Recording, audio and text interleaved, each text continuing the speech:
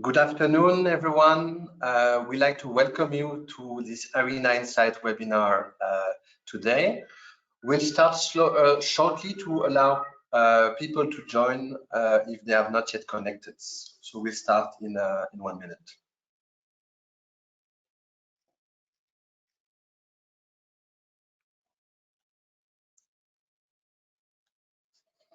So hello, everyone. Thank you for joining this IRENA Insights webinar on benchmarking scenario comparison, the key indicator for the clean energy transition. My name is Simon Benmeraz, and I'm from the IRENA Innovation and Technology Center in Bonn, Germany. This is our short and sharp webinar series of 30 minutes when we deep dive into one of the hottest topics of the energy transition. The idea is to share with you key insights from our latest work. In such a short webinar, we cannot cover everything, but the idea is to give you enough to decide whether to delve deeper into the topic. And we signpost in our presentation further sources of in-depth information to help you explore more for this topic. So today, while you enjoy your coffee, tea, or bagel, in the next 30 minutes or so, we will hear key insights from IRENA's work on benchmarking scenario comparison to identify key indicators for the clean energy transition. This work is part of the broader IRENA work, including the World Energy Transition Outlook, which outlines a pathway for the world to achieve the Paris Agreement goals and how the pace of climate change by transforming the global energy landscape. IRENA analysis present options to limit global temperature rise to 1.5 degrees and bring CO2 emission to net zero by 2050, offering high-level insight on technology choice, investor need, policy framework, and the socio-economic impact of achieving a sustainable, resilient, and inclusive energy future. This into the scenarios that IRENA has defined to help further these aspects. Our analysis presents several prerequisites which underpin the theory of change behind the 1.5 degree compatible pathway. Our analysis already shows that over 90% of the solutions shaping a successful outcome in 2050 involve renewable energy through direct supply, electrification, energy efficiency, green hydrogen, and bioenergy combined with carbon capture and storage. Innovative solutions are already reshaping the energy system.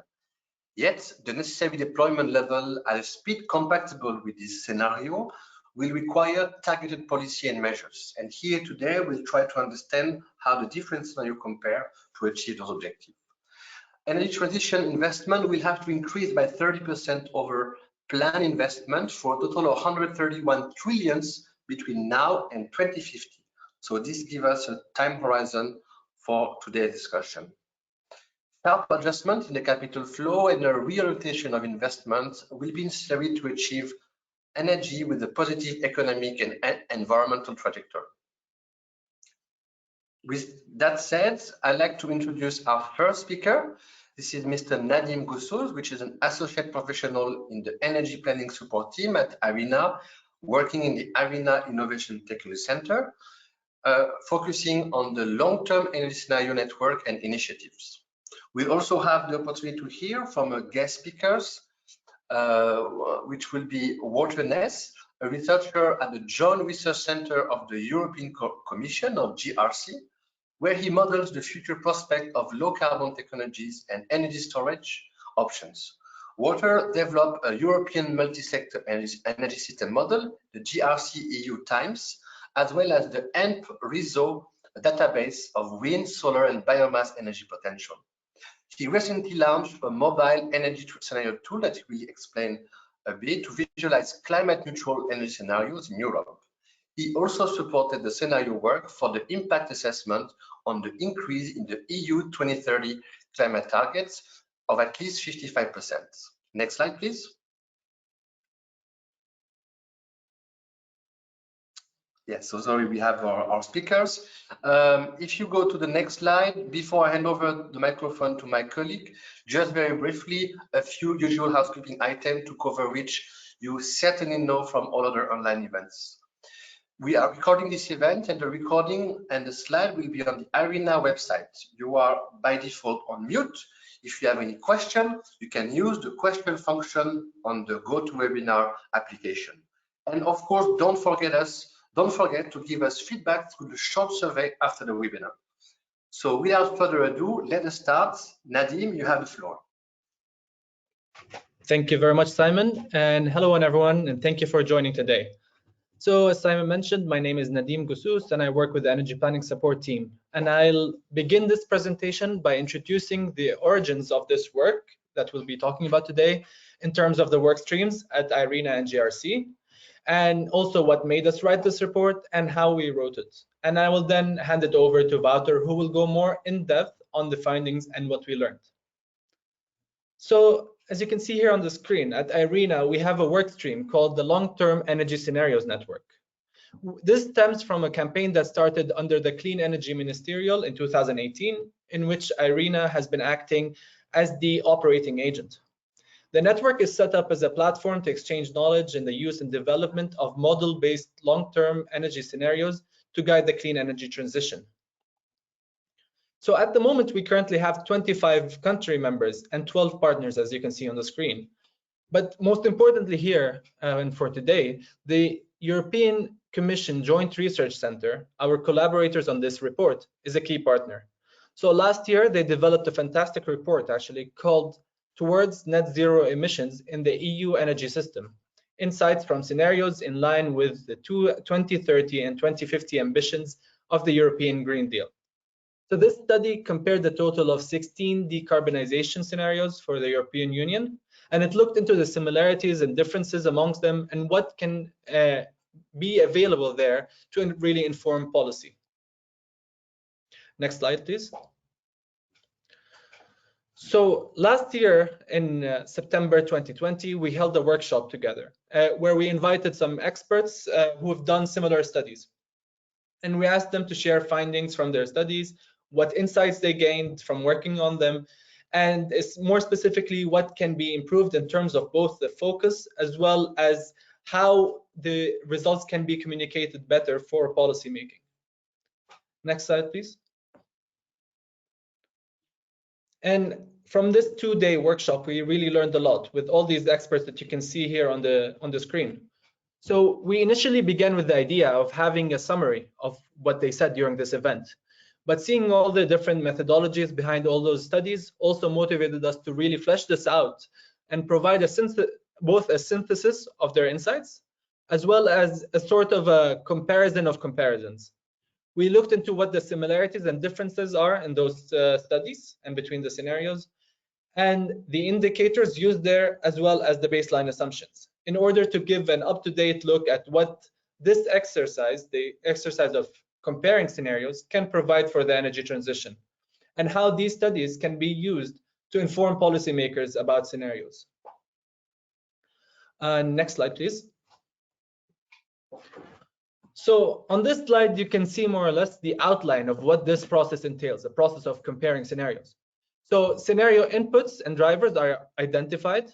The ones most crucial for the purpose of this study are selected. So here we're talking about really the energy transition scenarios, the more ambitious ones, let's say. And those are selected.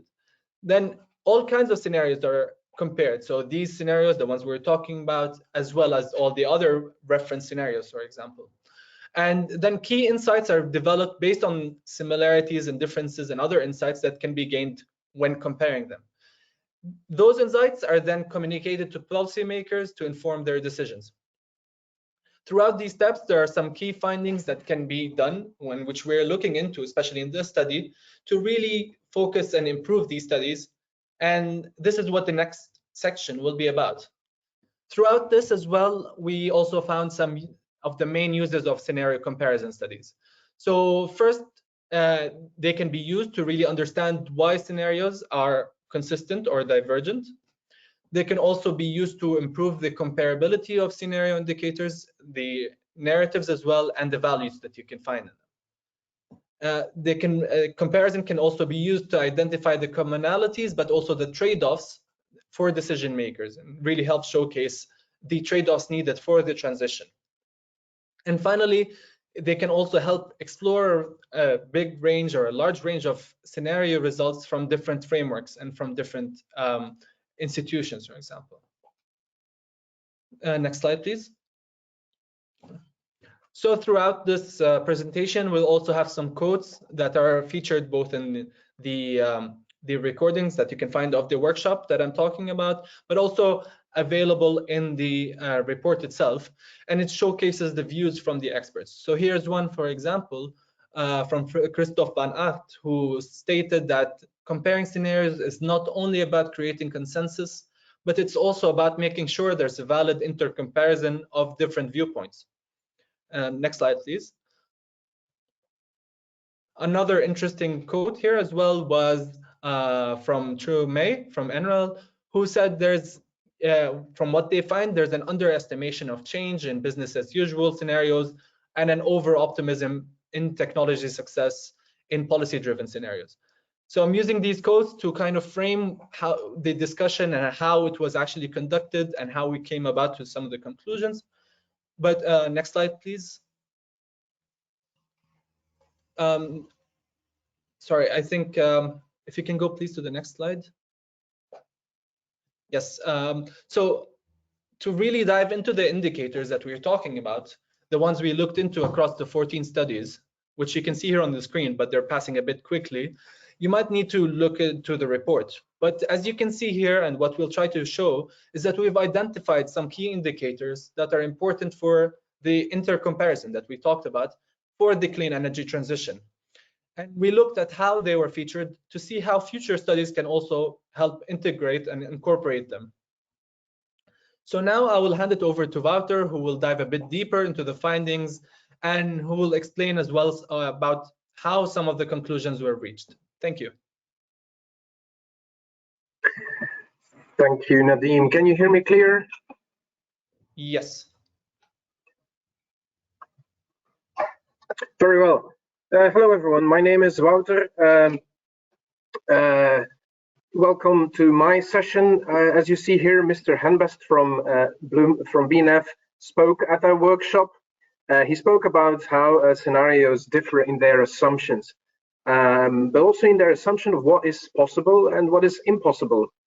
He recommended focusing on how fast sectors can grow and the role of consumers in the dynamic of technology uptake. This is just one example before I start. Next slide, please, on the assumptions. So my presentation has three, I talk about three things. First, what studies exactly, what do they assume and what do they report on? Second, what studies agree and disagree on? And then I have a last part on the 2 pages that are also included in our report. On the assumptions, as you can see here, scenario comparisons should focus on critical assumptions related to the limits of energy transitions and technology trade-offs. This will improve our understanding of what changes are possible and what trade-offs are already important for today's decision-making. On the limits, the first part of this slide, as you know, all is connected in a system. Think about grids, electricity grids, and the transition will be only as fast as the slowest component or the bottleneck. On the trade-offs, the second part here, you see a few differences in assumptions as well. Electrification versus use of green hydrogen. This is a trade-off, but it doesn't mean it's one or the other. We clearly identified that electrification, that there is a certain minimum. Everywhere you can electrify, great. But depending on how you see, for example, heavy transport evolving, there can be a big difference in the use of hydrogen. Next slide, please. Another quote, Mr. Kropp, focusing on trade-offs, he mentioned that as well. Next slide, please. On reporting, the indicators that need more focus. The benchmarking of the scenario indicators identified gaps. So a gap between what scenario studies look at and what policy advice requires. You see there the list. And you can read it. I just basically give a bit of a background, my view on this, because we actually moved to making scenarios with clear climate targets. It used to be different. We saw it in the slide Nadim presented that 9 out of 14 scenarios cover, or they really focus on decarbonization. So business as usual scenarios, they are still not reaching net zero, and there will be a day they will. But as long as they don't, new indicators are required, we think, mainly because it's not any longer enough to look at micro wide energy indicators, because the action element is missing. So the list you see here is we think very important, and we think that the direction for the transition needs to come from indicators like these, and from also comparing these indicators, historical and near future levels of these indicators that can be a way to call for action. Next slide, please. Example of such an indicator is renovation rates. I really like this quote. I leave you reading it while I move on. It's a fantastic statement, and then I will move on to my next item, which is what studies agree and disagree on. Next slide, please. So the third chapter of our report is about knowledge synthesis. And the synthesis is not just gluing studies together. It's much more. It's about, for example, identifying similarities and differences between what the scenarios state as being required. And the result of this insight is that you have much more information than only looking at one set of scenarios. Next slide, please. We start with the similarities. Okay, you will always need technology comparisons and additional technology comparisons. But for some technologies, we cannot delay action. You see the list here. The reason is that changes are too rapid. What is promised as best choice heating and cooling technology today may not be the best choice in 2 years from now. So we think that similarities are useful. They can give us insights that we shouldn't be surprised to have higher CO2 prices as we have now. We shouldn't be surprised that some sectors need a multiple of the installers today. I'm thinking about installing heat pumps, for example. And we shouldn't wait too long, for example, to abandon new technologies which have still residual carbon emissions. Next slide, please. On the differences, you can find more information on the report, but also on the videos of the workshop that are still on the IRENA's website.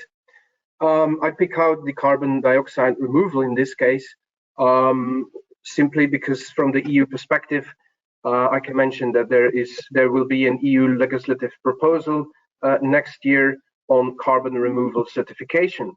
It will aim to develop a long-term vision for sustainable carbon cycles, and it aims to kickstart the development of technological and nature-based solutions. But there are differences between the scenarios, and we mainly link it to the speed of emission mitigation. Next slide, please. Another quote from Mr. Hoff. Most of the differences identified when comparing scenarios are explained by political choices, not model uncertainties. It leaves you thinking. Next slide, please. So, as you remember, we have these 14 scenario studies, and this is just to promote the report. The last part of our report, we identify these similarities and differences from all those studies, but instead of only looking at the key insights we just gave you, I also recommend everyone to simply go to that chapter, make sure your PDF reader is showing left and right, and you can enjoy reading in a very compact way the conclusions of 14 scenario comparison studies. Next slide is also already my last. Some promotion, basically, for our recent GRC work. As you know, I work for the unit of GRC that supports the energy union policies, and these are 3 highlights. The energy scenarios tool, you can Google it, and it will allow you to look into a visualization. It will allow you to look into the energy scenarios of the European Commission, also by country. The second one is just recently published. It allows you to look into maps connecting different indicators, which is geographically based. The one you see here is the wind potential. And the third is a new report that quantifies the extent of renovation needed for switching heating systems away from fossil fuels to low carbon alternatives. It is quoted in the impact assessment of the Energy Performance of Buildings Directive that this revision of that EPBD is one part of the energy and climate package released tomorrow. So thank you very much for your attention. Thank you, IRENA, for the great cooperation and the professional way we have been working together.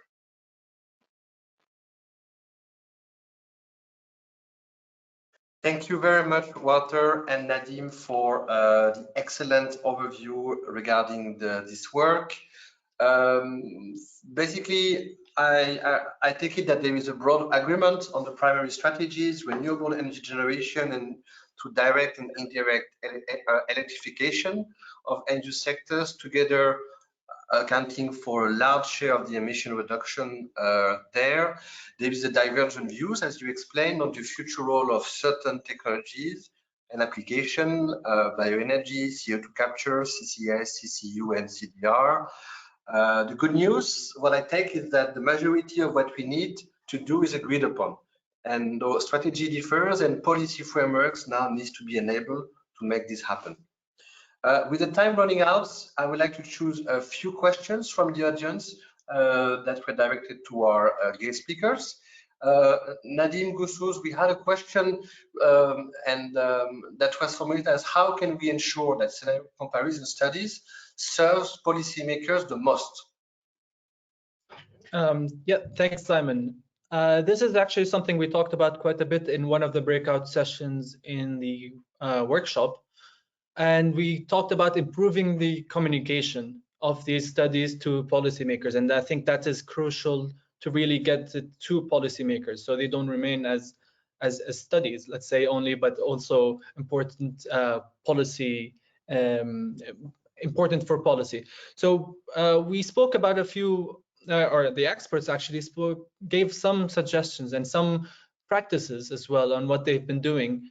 One aspect was really informing policymakers about the basics of energy modeling. So not all policymakers have a background in long-term scenario development or modeling, and having some sort of, let's say, workshops or dialogue with policymakers to really involve them in this aspect and teach them, let's say, or share with them some ideas about the assumptions, how they came to be, how the results came to be. This is very important, so policymakers can also really know what to get from these studies.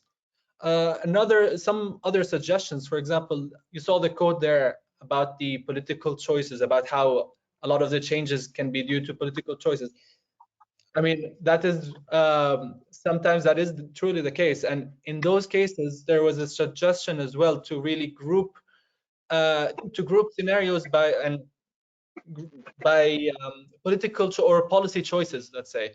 So there have been some scenarios, for example, let's say, that focus more on negative carbon technology, but some more on other, let's say, generation technologies, specific generation technologies. So since a lot of the decision making can be political as well, it is also important to really frame these recommendations and scenarios depending on the policy, so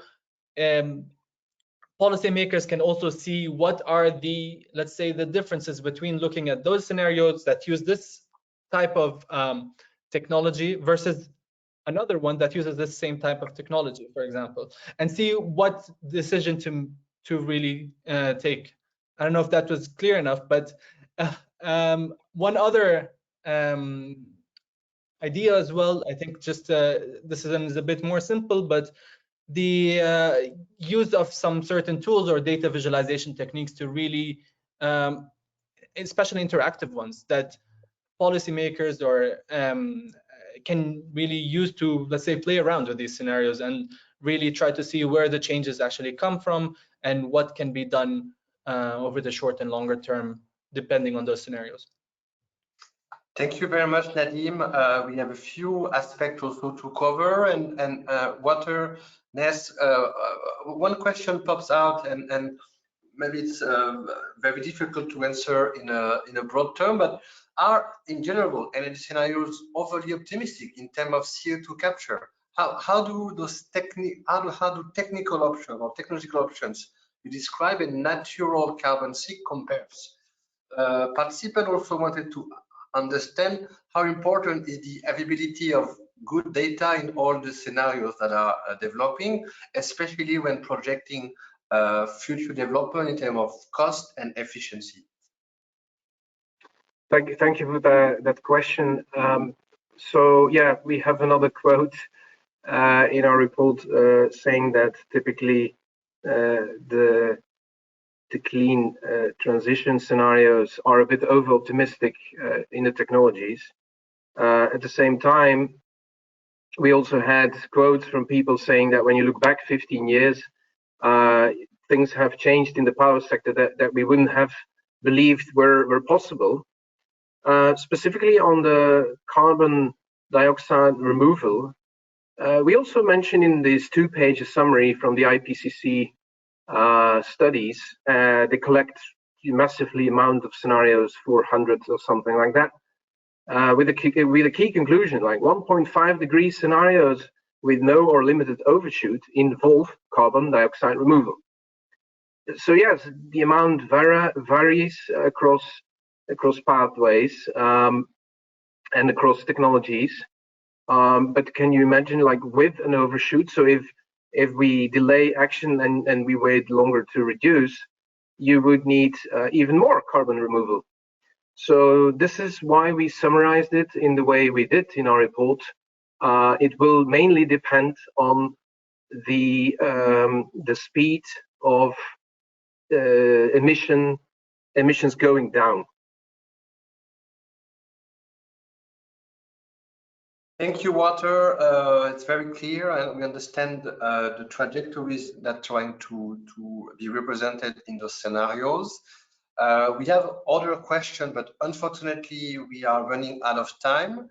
I would like to thank Nadim Goussous and waterness for your time and for sharing with us key takeaways in benchmarking scenario comparisons. And thank you all for joining us today, listening, and for your question. We hope you learned something new today. Any outstanding question, we will try to respond after the webinar.